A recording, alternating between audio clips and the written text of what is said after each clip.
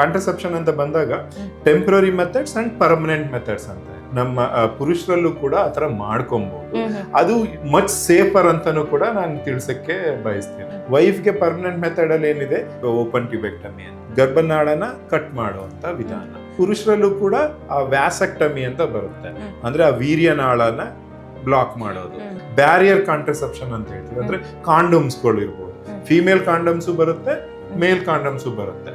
So ಅದಾಗಿ sudden pregnancy ಚಾನ್ಸಸ್ಗಳು ಜಾಸ್ತಿ ಆಗುತ್ತೆ. ಲೋಕಲ್ ಅನಸ್ಥಿಷಿಯಾದಲ್ಲೂ ಕೂಡ ಮಾಡ್ಬೋದು, ಅಂದ್ರೆ ಅಷ್ಟು ಸಿಂಪಲ್ 5 minutes ಪ್ರೊಸೀಜರ್. ಮೋಸ್ಟ್ಲಿ ಅದು ಒಂಥರ ಮೇಲ್ ಈಗೋ ಅದು ಪುರುಷರಲ್ಲಿ ಪಾಪ್ಯುಲರೈಸ್ ಆಗಿಲ್ಲ. ವ್ಯಾಸೆಕ್ಟಮಿ ಮಾಡ್ಕೊಂಡ್ಬಿಟ್ರೆ ಅವ್ರ ಪುರುಷತ್ವನೇ ಹಾಳಾಗುತ್ತೆ, ತಪ್ಪು ಮಾಹಿತಿ ಬಂದ್ಬಿಟ್ಟಿದೆ. ಸೆಕ್ಷುವಲ್ ಆಕ್ಟಿವಿಟಿ ಮಾಡಕ್ ಆಗೋದಿಲ್ಲ. At least 2 to 3 months ಸೇರ್ಬಾರ್ದು. ಚೆನ್ನಾಗಿ ಯೋಚನೆ ಮಾಡಿ ಪರ್ಮನೆಂಟ್ ಮೆಥಡ್ ಹೋಗಿ ಅಂತ ಸಜೆಸ್ಟ್ ಮಾಡಿ.